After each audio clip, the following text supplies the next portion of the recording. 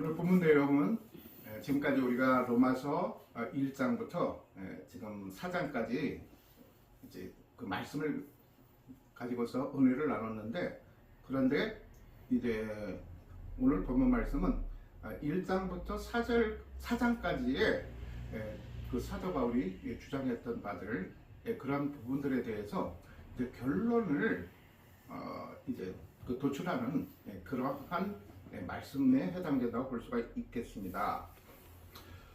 이제 우리가 신앙생활을 하면서 이제 가장 우리가 이해하기 어려운 부분, 그리고 이제 또 우격다짐식으로 그냥 그렇게 믿어라 하면은 그렇게 믿고 할 만한 그러한 그 이 의문들이 우리의 그 신앙생활을 하면서 이 믿음 한 구석 가운데는 그 의문이 계속 쌓여 있고, 그 의문이 그게 해소되지 않은 그런 상태로 신앙생활을 하기 때문에 조그만 이제 어려운 문제가 생기더라도 갈등에, 그런 그 신앙적인 갈등에 직면하게 된다는 것입니다. 그중 하나의 의문이 무엇이냐면은 바로 삼위일체에 대해서일 것입니다. 그 성삼위일체가 어떻게 한 분이 이 세 분이 될 수 있고, 어떻게 이제 그 세 분이 또 한 분이 될 수 있는가? 그거에 대해서 굉장한 논쟁도 많았고, 그것은 비단 우리 이제 현 시대를 살아가는 저희들 신도들만의 그 의문과 갈등이 아니라 초대교회 때부터 계속 거론되고 치열하게 서로 첨예하게 논쟁되었던 부분들입니다. 그래서 그 부분에 대해서 종교재판까지 열면서 결론을 그렇게 이제 세우게 되었는데, 그런데 그럼에도 불구하고 계속 그 삼위일체에 대해서는 어떻게 과연 우리가 이 신앙생활을 하고 이제 그 믿음 생활을 하는 가운데에서 어떻게 받아들이고 어떻게 이해를 해야 될지 막연하게 하나님이시니까 그냥 하나님이니까 가능하다, 그렇게 이해를 해라, 그렇게 뭐 우격다짐이나 껴맞추기식으로 그렇게 이해하고 넘어가려고 하다 보면은 그 신앙생활 가운데에서 항상 그 믿음이라는 그 믿음 생활을 그 가운데에서 항상 그 믿음 가운데에서 한 구석에는 그 의문이 해소되지 않은 채 계속 존재하기 때문에, 예를 들면 그 어떤 자기가 신앙생활을 하는 데 있어서 어려움이라든가 환란이 닥치게 되면 그런 그 잠재적으로 쌓여있던 그런 의심들이 같이 이렇게 이게 드러나면서 불신으로 이어지고 또 의심으로 이제 그게 또 자기 자신에게 다시 돌아온다는 것입니다.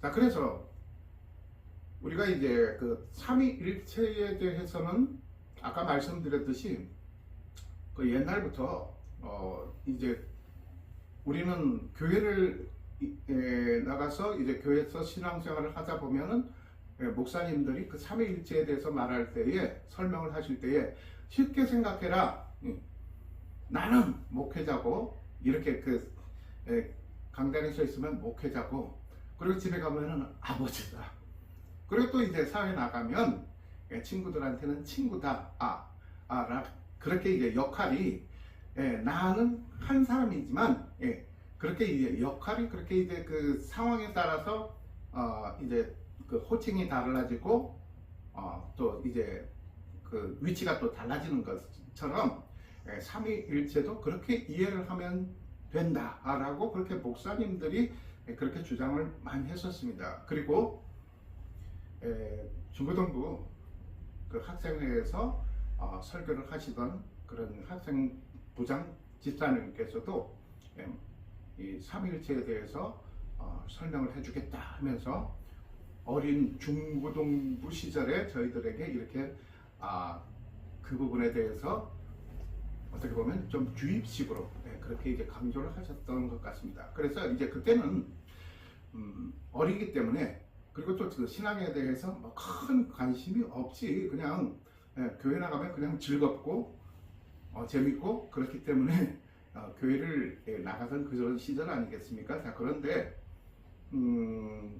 그런 부분들이 이제 계속 이제 그 나이가 들고 신앙의 연륜이 쌓여가면서 계속 그 의문이 증폭이 되고 그랬습니다. 그래서 그 삼위일체라는 것은 뭔가 이렇게 이제 좀 이제 이해할 수 없는 그런 그 풀리지 않는 수수께끼 같은 부분이지만, 그러나 거기에 대해서 의심한다는 것 자체가 불신이고, 하나님에 대해서 하나님을 존재라는 하나님의 존재 가치를 부정하는 것이기 때문에 그런 생각을 하면 안 된다라고 그렇게 자기 스스로 합리화시키면서 그런 부분들을 이제 계속 이렇게 그 마음속에 가져놨던 것 같습니다. 자, 그런데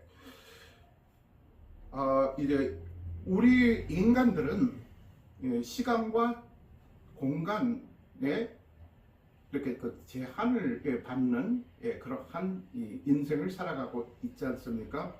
그리고 육신적으로 받아들이고 육신의 생각으로 말미암아 육신의 생각으로 모든 것을 이 주제에 대해서 정의를 이제 내린다는 것입니다. 자, 그런데 하나님은 육신이 아니라 하나님은 영이시라는 것입니다.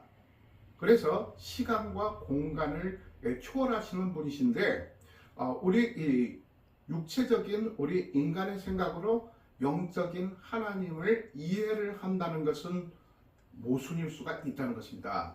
자, 그렇다면 우리가 그럼 계속 이 청년들이라든가 그리고 이제 초신자들이 삼위일체가 뭐예요? 그리고 그 삼위일체를 정확하게 어떻게 이해하고 받아들이면 되겠습니까? 라는 그런 질문을 종종 받습니다. 자, 그럴 때 정확하게 거기에 대해서 어떤 그 수학의 명제에서 수학의 그 해답처럼 딱 이렇게 이제 공식이 나와서 정확한 대답을 해준다는 것은 어렵습니다. 어떻게 보면 본인이 그 받아들이는 본인의 몫으로 설명을 해주고, 그 다음에 거기에 대한 답은 본인의 몫으로, 신앙의 몫에 맡길 수밖에 없다라고 그렇게 이제 생각을 하는 경우가 종종 있었습니다. 자, 그런데 하나님은 분명히 이제 사랑이십니다. 하나님의 이 존재의 정체성, 하나님의 정체성, 그리고 하나님의 본질은 이제 사랑이라고 할 수가 있습니다. 그래서 이제 하나님께서는 우리들에게 뭐라고 했느냐면은 내 이웃을 내 몸과 같이 사랑하라고 그랬습니다. 그래서 교회라는 것이 이제 결국은 이제 그렇게 생긴 것이지 않습니까? 그래서 사랑을 해도 되고 안 해도 되고 그런 선택 사항이 아니라 하나님께서는 우리들에게 분명히 제2계명으로 여호와를, 주 너의 여호와를 목숨과 같이 사랑하라고 그렇게 이제 명령을 내리셨고, 그 다음에 제2계명으로 내 이웃을 내 몸과 같이 사랑하라고 그렇게 말씀을 하셨습니다. 자, 그러면 내 몸이 어떻습니까? 내 몸, 그러니까 사람은 누구나 다 그 이기성을 갖고 있는데 그 이기성을 버리고, 그러니까 오히려 내보다도 남을 더 걱정해주고 남을 더 챙겨주고 남을 정말로 적어도 내 입장처럼 내 몸처럼 그렇게 아끼고 사랑해 준다는 것이 그게 쉬운 것입니까? 쉬운 것이 아니라는 것입니다. 그런데 정말로 그 초대교회의 신도들을 보게 되면은 정말 그들의 믿음이 정말로 대단한 그런 믿음 아닙니까? 그래서 그들이 결국은 이제 맹수에게 그 밥이 되면서 그 자기의 몸이 갈기갈기 그 맹수에게 찍혀 밥이 되는 그런 가운데에서도 주님에 대한 사랑을, 믿음을 저버리지 않았다는 것입니다. 그리고 그들은 서로 서로 그러한 그 공동체를 형성해서 그 주님께 이제 예배를 드리면서도 서로 이웃을 내 몸과 같이 사랑하는 그러한 부분들을 그 명령을 실행을 했다는 것입니다. 그렇기 때문에 이제 그 카타콤이라고 이제 지하 동굴에 모여서 그렇게 지하 교회가 형성되고 거기서 이제 공동체가 모여서 예배를 드렸는데 그게 바로 이제 교회지 않습니까? 자, 그래서 거기서 그들은 이제 서로 내 마음처럼 서로 사랑을 나눴다는 것입니다.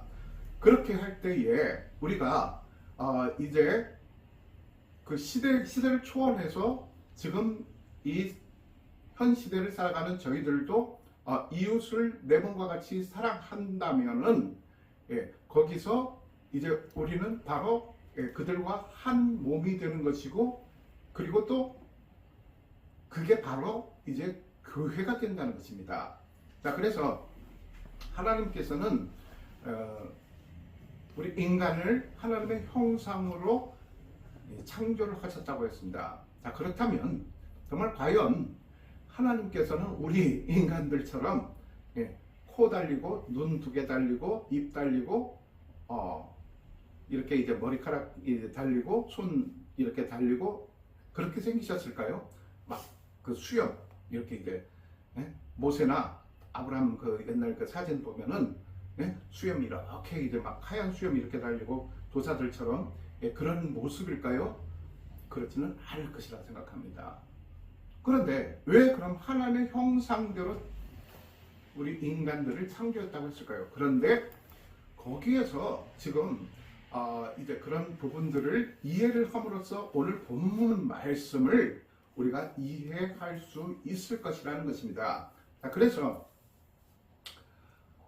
이제 그 하나님께서 우리 인간들을 주님의 형상으로, 하나님의 형상으로 창조하셨다고 하는 것은, 그러니까 형상이라고 해서 이런 외모를 말하는 것이 아니라 하나님은 영이시기 때문에 어떻게 보면 외모가 존재하지 않을 수도 있습니다. 자, 그래서 사람들은 항상 그렇게 착각을 한다는 것입니다. 그래서 우리 이 외모가 하나님의 외모를 닮았고, 그리고 또 우리의 이 생각하는 모든 것들이 그 하나님의 그 생각과 비슷하기 때문에 하나님과 이제 소통할 수 있다라고 그렇게 이제 착각을 한다는 것입니다. 그런데 분명히 말씀드리지만 아까 말씀드렸지만 그러니까 이 하나님이 우리와 그렇게 차원이 다른 차원의 그런 존재이신데 감히 인간들이 하나님을 안다는 것은 너무너무 어렵습니다. 그래서 어떤 목사님이 그렇게 말씀을 하셨습니다. 그 설교 그 말씀이란 어린아이들도 다 이해될 수 있게끔 단순하고 굉장히 쉬워야 된다. 그렇게 이제 말씀을 하셨던 것을 제가 이제 기억을 합니다. 어떻게 보면 그게 맞는 말씀입니다. 맞는 말씀이지만, 그러나 우리가 잘 생각해야 될 것은 무엇이냐면은, 하나님을 우리가 이해하는데 쉽습니까? 하나님의 존재. 그런데 이 말씀이 곧 로고스, 하나님이라는 것입니다. 그러면 이 하나님을 이해한다는 게 우리가 아까 말씀드렸듯이 이 삼위일체만 놓고도 우리가 이해할 수 없는데, 잘 이해가 안 되고 그러니까 우리가 이제 경험한 그러한 경험한 내용들, 그리고 또 우리가 이제 뭔가 이제 연구하고 골몰하고, 그리고 이제 우리가 지금까지 그런 학습한 그런 내용들에 의해서 모든 그 상황들을 정의 내리고 그런 것들을 이제 받아들이기 쉽지 않습니까? 그런데 하나님은 아까 말씀드렸듯이 우리하고는 차원이 다르신 분이시라는 것입니다. 그러니까 하나님은 삼위일체 하나님이시면서, 그리고 또 이제 곧 이 말씀 자체가 로고스가 곧 하나님이시라는 것입니다. 말씀 자체, 복음 자체가.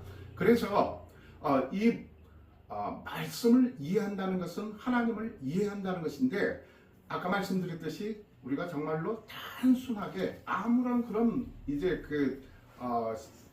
성경적인 지식, 그리고 이제 성경을 이 말씀에 대해서 알려고 하는 노력도 없이 그냥 단순하게 너무너무 쉽기 때문에 하나님을 이제 그 무의식 중에 아니면 믿음으로 하나님의 존재를 정확하게 알 수가 있겠습니까? 그것은 아닙니다.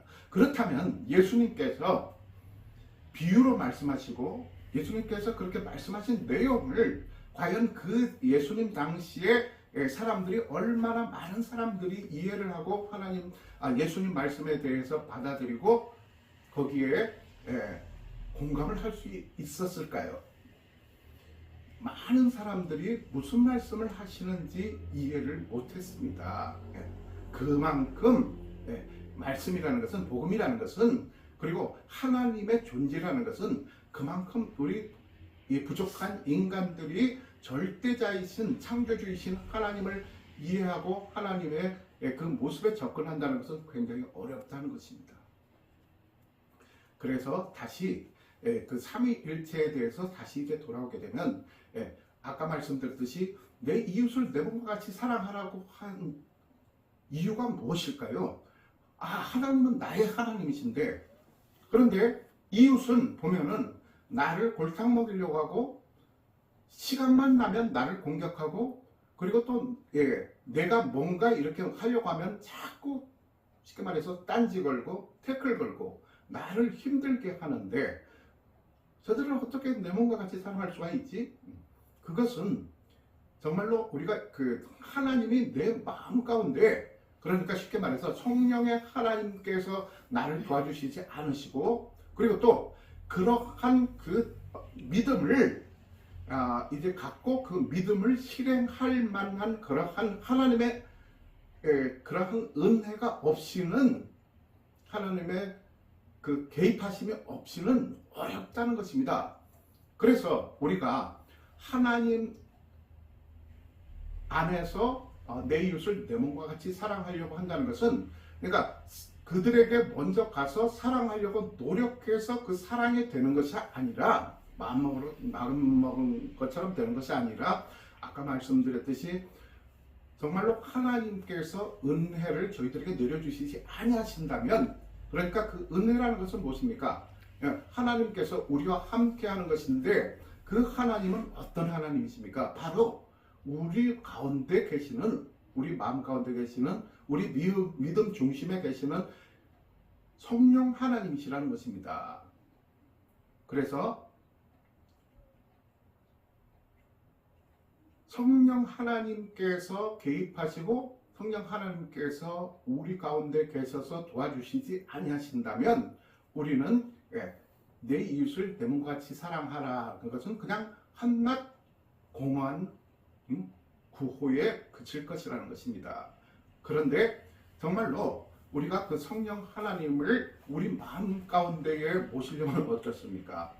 정말로 우리 자신이 하나님 앞에 죄인이라는 것을 고백하고, 또 우리가 영적으로 겸손하고 우리 마음이, 우리의 믿음이 가난해야 그것이 가능하다는 것입니다. 그렇게 될 때에 비로소 이제 내 이웃을 내 몸과 같이 사랑하라고 한 그런 것이 이제 우리가 실현할 수 있다는 것입니다. 그렇지 않고서는 어렵다는 것입니다. 그러니까 한 목사가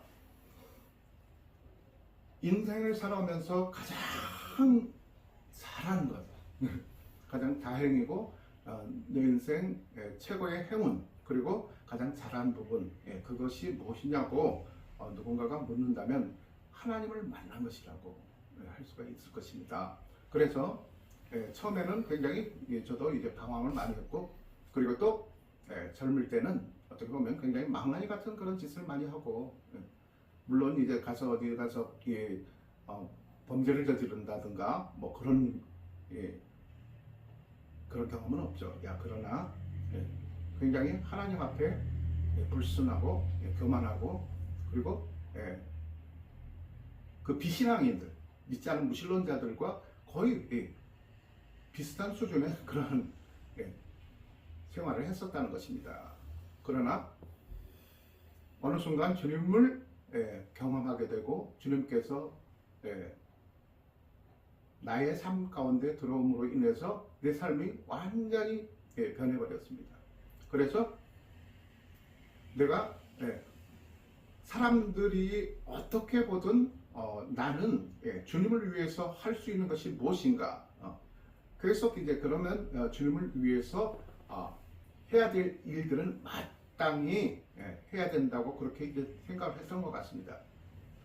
그런데 어떤 그런 소득도 없고 그리고 또 세월이 어떻게 보면 아깝다고 할 정도로 뭔가 이렇게 나에게 주어지는 그런 보상이 없는 듯 하였습니다. 그러나 결국에는 하나님께서 그런 모든 것들을 감안하셔서 상상도 못할 그러한 축복으로 저희에게 저희 가정에 축복을 부어주셨다는 것입니다. 그래서 어떤 사람들이 그렇게 얘기를 했습니다. 아이고 목사님은 하는 것마다 잘 되세요. 또 제가 가장 이제 기분이 좋았던 그런 말은 무엇이냐면은 저희 아이가 아빠는 반에서 1등했어. 그러한 그 소식이 나한테 기쁨을 주는 것이 아니라 뭐라고 고백을 하느냐면은 아빠 하나님이 나에게 몰빵해 주는 것 같아. 그래서 내가 뭘 하든 다 도와주는 것 같아. 잘 풀리게 해주는 것 같아. 그런 고백을 들었을 때 너무나 행복하고 기뻤다는 것입니다. 그래서 남들이 볼 때는 왜 저렇게 살까? 왜 저렇게 구질구질할까?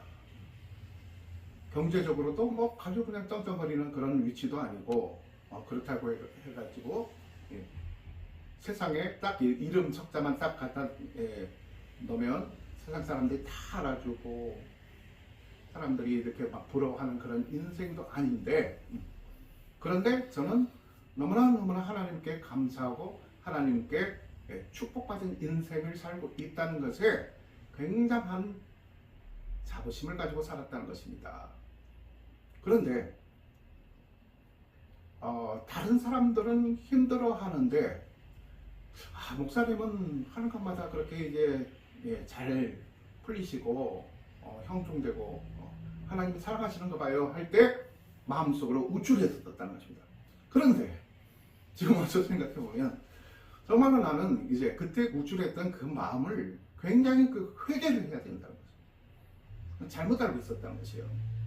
하나님이 나에게 그런 시련을 큰 시련을 주지를 않고 그리고 또 하는 것마다 그래도 이제 잘 풀리게 해줬다는 것은 무엇이냐면은 물론 내가 주님을 위해서 싫든지 좋든지 내가 헌신해야 될 부분을 헌신을 해왔기 때문에 거기에 대한 보상이라고 그렇게 생각하면서 스스로 거기에 대해서 만족감을 갖고 있었지만 그것은 이제 큰 착각이었고 바로 나에게 큰 그러한 어떤 발목할 만한 그런 시련을 주시지 않으셨다는 것은 내가 그만큼 부족하기 때문이었다는 것입니다. 아이러니하게도 무슨 말이냐? 내가 시련을 당할 때에 그러한 시련을 능히 이길 만한 믿음이 있었다면 저에게 시련을 주시고 저를 연단시켰을 것입니다. 그런데 안타깝게도 그만한 그릇이 못 되었다는 결론을 제가 찾고 나서 얼마나 회개를 했는지 모릅니다. 저 녀석은 그렇게 이제 막 이제 강하게 스파르타식으로 연단을 시키게 되면 그냥 쓰러져 버릴 그럴 친구니까 그냥 적당하게 이 선에서 그냥 무난한 인생을 살아가게 해줘야겠다. 그렇게 하나님께서 마음을 먹으셨는지 모르겠습니다. 그래서 그런 부분들을 그러니까 내 스스로 내가 뭔가 이래 내 인생에 큰 뭐 그렇다고 해가지고 내가 큰 병으로 뭐 병원 신세를 져본 적도 없고, 그리고 또 내 삶 가운데 그렇게 이제 풍랑에 있는 그러한 어려움을 겪거나 그렇게 이제 하지 않고, 그러니까 쉽게 말해서 그것은 이제 내가 풍랑 있는 그러한 삶을 살지 않고 뭔가 형통되는 삶을 살았다는 것은 예수 그리스도를 믿은 후부터 내가 주님을 나의 구세주로 받아들이기, 구원자로 받아들인 이후부터의 삶을 말하는 것입니다. 자, 그래서 오늘 그 본문 말씀을 보게 되면, 그러므로 우리가 믿음으로 의롭다 하심을 받았으니 우리 주 예수 그리스도 말미암아 하나님과 화평을 누리자 했습니다. 여기서 그러므로, 그러니까 무엇이냐? 그 지금 1장부터 4장까지 쉽게 말해서 3장 20절부터 특히 그렇게 그 사도 바울이 열띤 그런 발언을 한 것에 대해서 결과를 도출하는 그러한 그 의미로 그러므로부터 시작하고 있습니다. 그래서 그래서 여기서 우리라는 것은 무엇이냐? 하나님을 그 주님, 나의 구세주로, 나의 구원자로 믿고 순종하는 모든 신자들을 말합니다. 그래서 우리가 믿음으로 의롭다 하심을 받았으니, 그러니까 행위로 믿음, 그 의롭다 이 신칭이, 그러니까 의롭다고 그렇게 이제 주님께 인정받은 것이 아니라 믿음으로 바로 의롭다 여김을 받아줬다는 것입니다.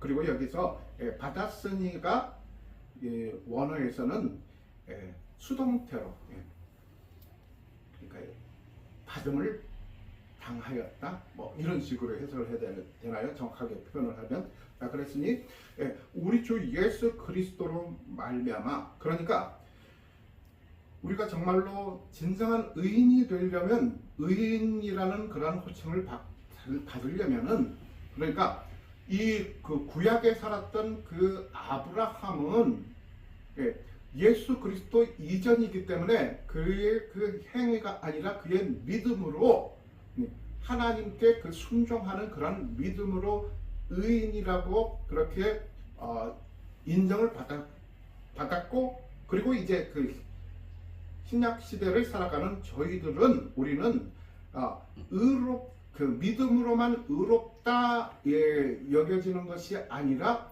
그 믿음이라는 것은 그 믿음으로, 그러니까 예수 그리스도로 말미암아서 우리가 결국은 이제 그 의롭다 여김을 받게 되고, 또 그 안에서 화평을 누릴 수 있다는 것입니다. 그러니까 여기서 화평이라는 것은 또 아까 말씀드렸듯이 사람과 사람들 간의 그런 화평, 인간관계에서 그 화평을 말하는 것이 아니라 그리스도로 인해서 우리가 화평을 누리는 것은 무엇이냐면은 이제 죄인, 그리고 이제 하나님과 원수되었던 그런 삶을 살아가던 저희들이, 그러니까 이제 그리스도 예수로 말미암아 예수님께서 우리 죄를 위해서 십자가상에서 못 박혀서 돌아가심으로 말미암아 그러한 그 공로로, 예수님의 그러한 은혜로 우리가 하나님과 이제 화평을 누리게 되었다는 것입니다. 자, 그래서 2절 보면 또한 그로 말미암아 우리가 믿음으로 서 있는 이 은혜에 들어감을 얻었으며 하나님의 영광을 바라고 즐거워하느니라 했습니다. 그래서 또한 그로 말미암아, 그가 누굽니까? 바로 예수 그리스도로 말미암아서 우리가 믿음으로 서 있는 이 은혜에 들어감을 얻었으며, 그러니까 거꾸로 얘기하면 무엇이냐면은 우리가 믿음을 갖는 것이 우리 스스로 내가 믿음을 가져야 되겠다, 물론 이제 그렇게 결단하고 믿음 생활하는 것도 필요하겠죠. 그러나 그 믿음이라는 것이 그냥 내가 그 마음 먹는다고 해서 그냥 주어지는 것이 아니라, 거기다가 하나님의 은혜가 없이는 우리가 그러한 믿음을 갖기가 힘들다는 것입니다. 그래서 여기서 다시 그 삼위일체 얘기로 다시 돌아가서 이제 우리가 정말로 이렇게 그 예수 그리스도로 말미암아, 그리고 또 그 하나님에 대한 그런 믿음으로 말미암아서 우리가 그 하나님과 화평하게 되면은 하나님께서는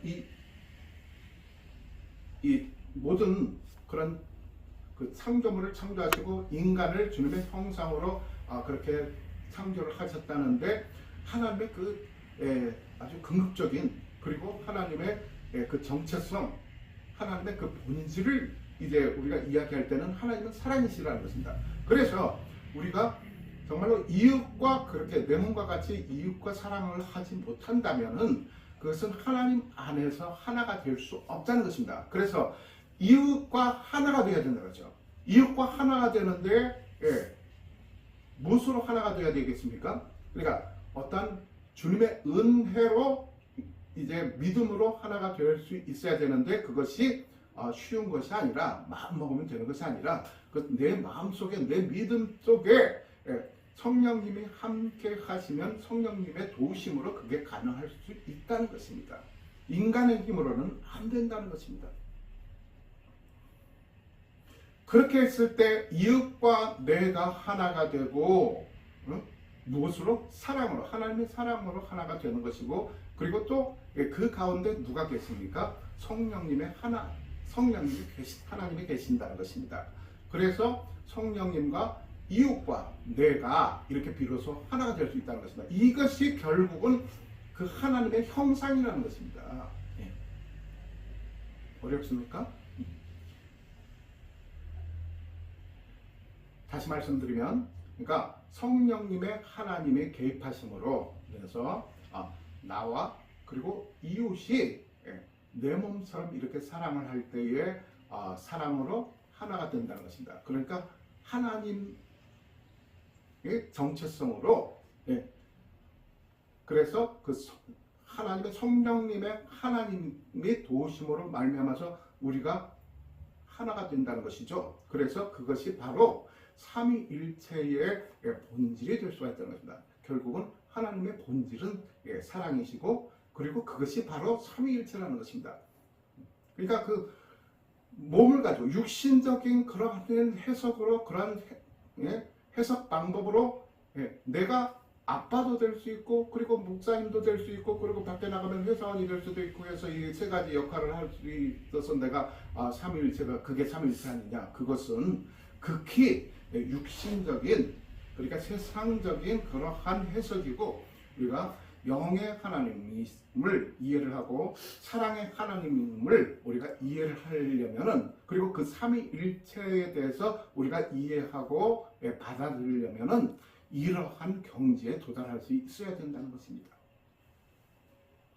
자, 그래서 그 삼위일체에 대해서는 거기 그렇게 이제 결론을 내리고, 다시 본문으로 돌아와서 이제 다시 2절 보면, 또한 그로 말미암아, 그러니까 그는 예수 그리스도입니다.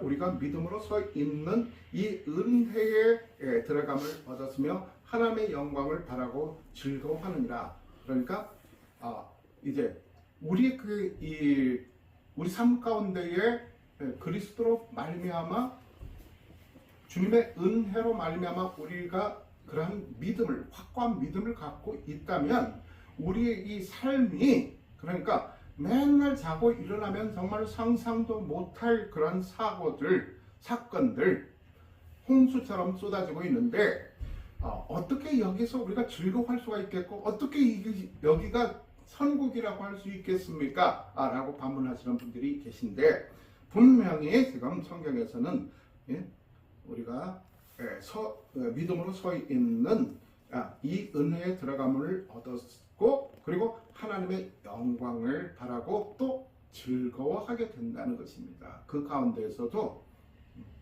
그러니까 사람이 이성간에서도 그렇지 않습니까? 사랑에 빠지면 어떻습니까? 세상은 다 똑같아요. 그러니까 그 사랑하는 사람을 만나기 전에도 이 세상은 똑같이 돌아가고 있었고, 그 사랑하는 사람이 생겨서 그러면 이 세상이 다 아름답게 보이는 거예요. 정말로 그러면 이 세상이 바뀐 겁니까? 자기의 생각이, 자기의 마음이 바뀐 것 아닙니까? 그것처럼 이 세상이 아무리 악하고 그리고 또 위험하고 그리고 또 불공정하고 불평등하고 모순투성이라고 할지라도 우리가 정말로 하나님 은혜로 믿음 안으로 들어가게 되면 그리스도로 말미암아 우리가 정말로 구원을 얻었다고 그렇게 이제 생각을 그런 믿음이 우리 마음속에 들어온다면 우리가 즐거워할 수 있다는 것입니다. 그때 비로소 3절을 보면 다만 이뿐 아니라 우리가 환난 중에도 즐거워하나니 이는 환난은 인내를, 그러니까 여기 답이 나오지 않습니까?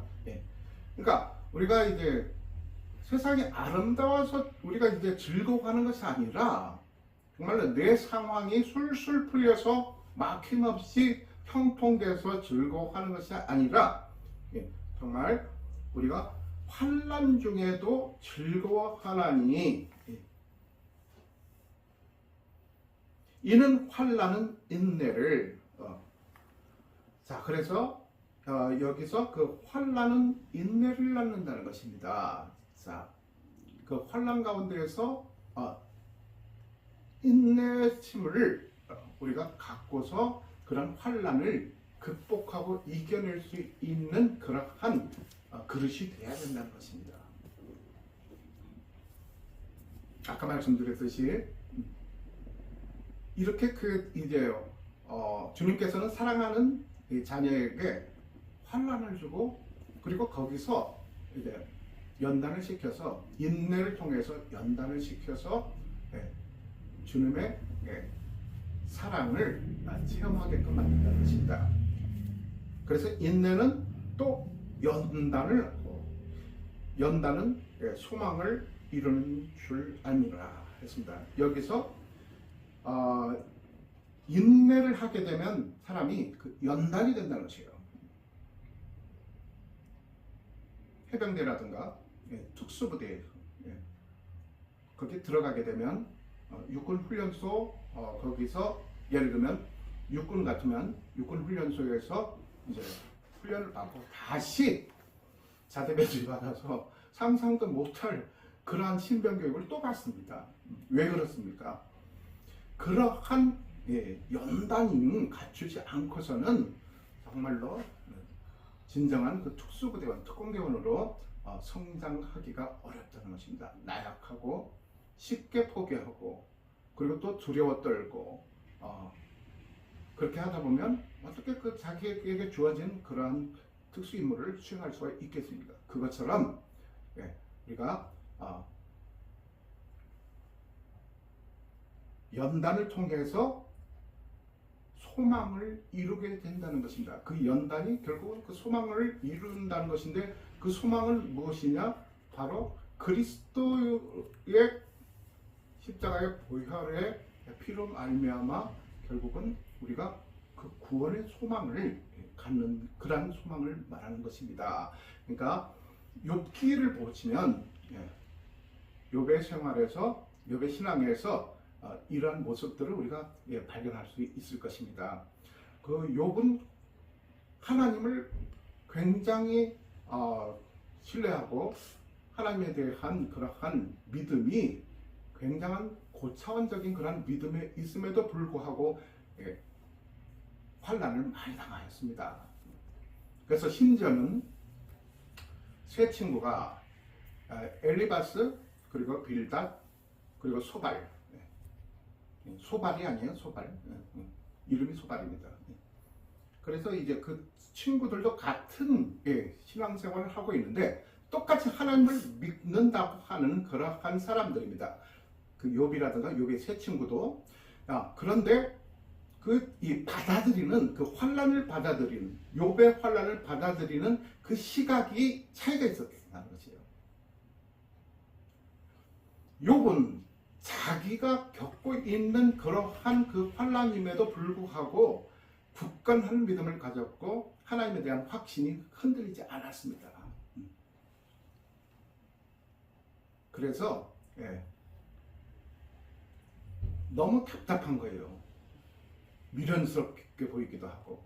그래서 그 친구들이 아까 말씀드린 엘리바스, 빌닷, 소발이라는 이 가까운 친구들, 평소에 신앙생활을 같이 했던 그 친구들이 심지어는 너가 그 고통을 받는 것은 다 이유가 있는 것이다.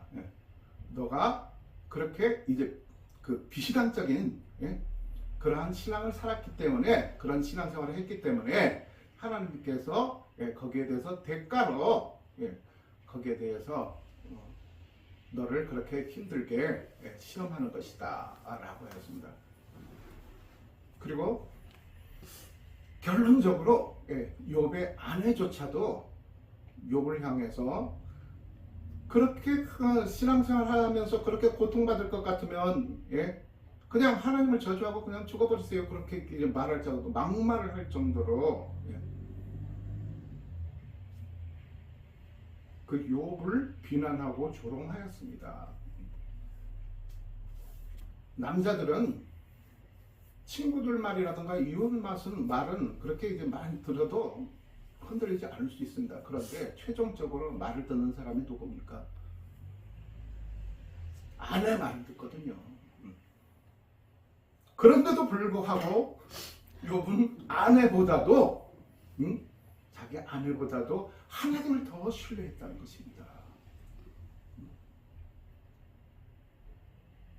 그래서 자기의 발걸음이 치우치지도 않았고 주님을 향해서 자기가 이제 부끄러운 일을 한 적도 없다라고 그렇게 주장을 하면서 또 무엇이라고 하느냐, 우리가 잘 아는 그런 성경 구절이 있지 않습니까? 욥기 23장 10절 말씀, 나의 가는 길을 오직 그가 하시나니 그가 나를 단련하신 후에는 내가 정금같이 나오리라. 그 정금을 99.99% 그 순금으로 그렇게 만들려면은 이물질을 제거하기 위해서 계속 망치로 두드리고 해서 그 불순물들을 다 제거하고 결국은 순도 99.99%의 정금으로 이제 거듭나지 않습니까? 그것처럼 내 가는 길을 오직 그가 아시나니, 오직 누가 합니까? 하나님이 아시나니, 그가 나를 단련하신 후에는, 그러니까 연단을 하신 후에는 내가 정금같이 나올 것이라는 그런 믿음의 소망이 있었다는 것입니다. 그래서 여기서 4절에 보면 인내는 연단은 소망을 이루는 줄 알미로다. 그래서 어쨌습니까? 결국은 하나님께서는 힘들게 하는 그런 환난 가운데 우리를 던져 넣는 이유가 두 가지가 있습니다. 정말로 하나님을 너무 이제 사랑한다고 하는 이 사랑하는 자녀를 환난 가운데 던져 넣어서 그 환난을 이기게끔, 극복하게끔 거기서 인내를 거쳐서 인내하고 그 다음에 연단을 통해서 그렇게 이제 정금처럼 거듭나게끔 큰 그릇으로 만들려는 그런 계획이 있으시다는 것입니다. 또 한 가지는 환난을 주는 이유는 얘는 안 되겠구나, 도대체 안 되겠구나. 그래서 정말 하나님께서 정죄를 하시는 그런 방법으로 연단을 주시는 경우가 있다는 것입니다. 자, 그런데 우리는 그런 하나님께서 저희들 앞에 주어진 그러한 놓여진 그런 환난을 우리 삶 가운데 닥쳤을 때에 어떻습니까? 내가 지금 하나님을 위해서 내가 산다고 그렇게 노력을 내 스스로 했는데 왜 이런 시험을 주시지? 하나님께서 나를 사랑하시지 않으신가? 해가지고 바로 뛰쳐나가 버리는 경우가 종종 있지 않습니까? 그런 사람들 많지 않습니까? 그러나 하나님께서 원하시는 것은 그런 가운데서도 굳건히 인내심을 가지고 연단을 통해서 황금처럼 거듭나게 하시기 위해서 그렇게 이제 그래서 나중에 더 큰 그릇으로 사용하시기 위해서 욥을 보십시오. 결국은 어떻습니까? 최후의 승리자가 누굽니까? 욥 아닙니까? 그래서 우리가 하나님을 믿는다는 것, 예수 그리스도의 제자된 삶으로 주님을 따라가는 그러한 삶을 살아가겠다고 하면서도 우리는 예수님께서 이제 우리에게 명령하신 그 부분, 주문하신 그 부분 중에서 우리에게 껄끄러운 것은 항상 제거해버리고 싶어 하는 것이요. 그러니까 예수님께서 무엇이라고 했습니까? 누구든지 나를 따르려거든 먼저 자기를 부인하고 자기 십자가를 지고서, 자기를 부인한다는 것은 무엇입니까? 나는 없습니다. 나는 아무것도 아닙니다. 나는 그저 하나님의 도구일 뿐입니다. 하나님께서 명령하시면 그 명령을 따라서 가시밭길이라도 기꺼이 가야 하는 그런 존재입니다. 라고 그렇게 자기 자신을 내려놓는 것, 비우는 것을 말하는 것이죠. 그리고 자기 십자가를 지고서 자기에게 주어진 그 십자가가 무엇인가? 여기서 말하는 연단을 말하는 것 아닙니까? 그런데 그 십자가가 무겁다고, 걸거럽다고, 흉측하다고 다들 내려놓고 가버리려고 한다는 것입니다. 그 십자가를 지고 따라가야 되는데 편안하게만, 편안한 것이 아까 말씀드렸듯이 축복인 줄 착각하고 있는 거예요. 그러면 주님께서 우리를 그렇다면 혹사시키려고 그렇게 우리에게 힘든 길을 갈 것을 그렇게 명령하시고 강요하는 것입니까? 그렇지 않습니다. 아까 말씀드렸듯이 정말로 큰 주님의 일꾼으로 세우시기 위해서는 반드시 연단을 통해서 거듭나게 만든다는 것입니다. 그 연단을 기꺼이 우리가 감당하고 그 연단을 받아들이고 또 그 연단을 통해서 그 연단의 과정을 정주함으로 말미암아 우리가 진정한 그리스도의 자녀로, 그리고 그리스도의 일꾼이라고 그렇게 부름을 받을 수 있을 것이고, 바로 그것이 우리가 의인이라고, 주님 보시기에 의인이라고 그렇게 인정받는 길이라는 것입니다. 그래서 소망이 5절 보면 우리를 부끄럽게 하지 아니함은 우리에게 주신 성령으로 말미암아 하나님의 사랑이 우리 마음에 부음바 됨이니 했습니다.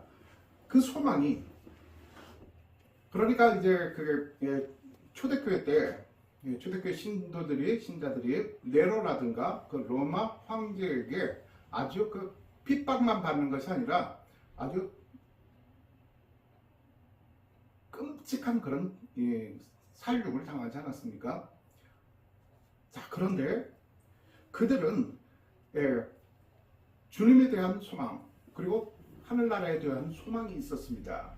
자, 그래서 그들은 기꺼이 그러한 아주 무시무시한 그 공포의 순간에도 그러한 소망을 저버리지 아니하고 그러한 환난 가운데에서도 그 주님을 배반하거나 버리지 않았다는 것입니다.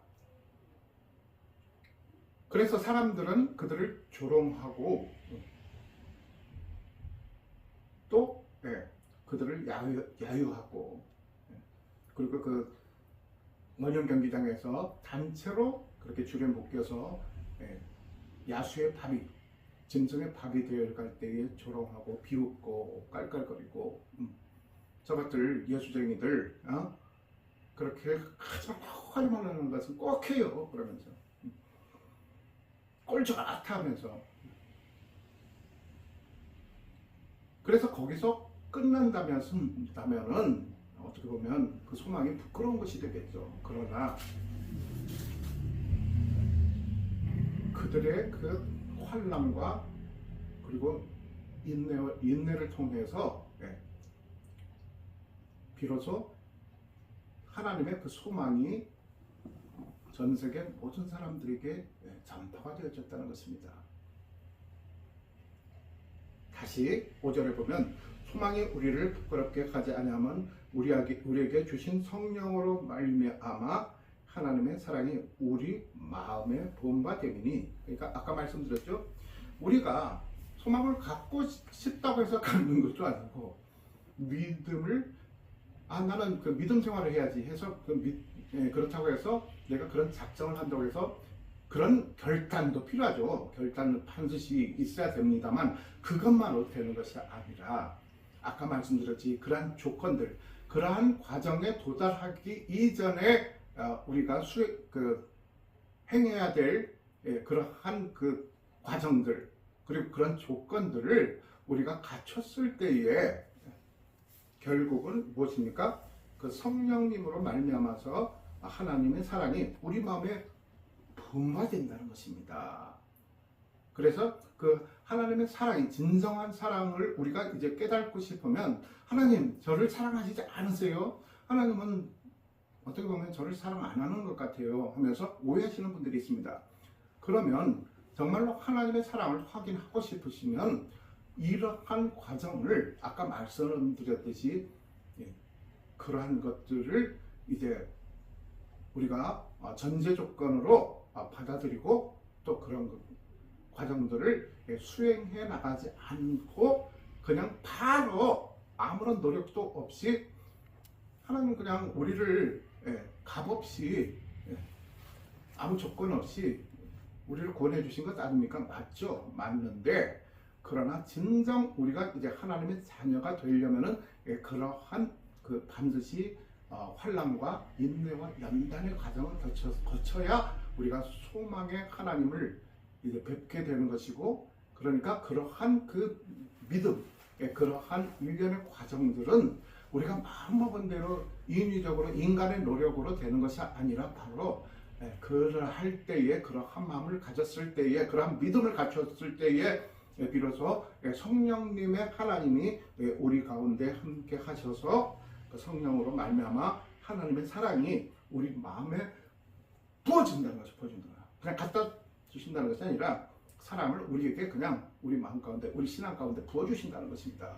그래서 그 가운데서 우리가 비로소 즐거워할 수가 있다는 것입니다. 이렇게 소망의 하나님 성령님을 통해서 성령님을 우리 마음 가운데 모심으로 말미암아 그렇게 소망의 하나님을 만나 뵙고 천국의 소망을 갖고 늘 즐거워하는 삶을 살아가시는 저와 여러분들의 복된 삶이 되시기를 주님의 이름으로 축복합니다.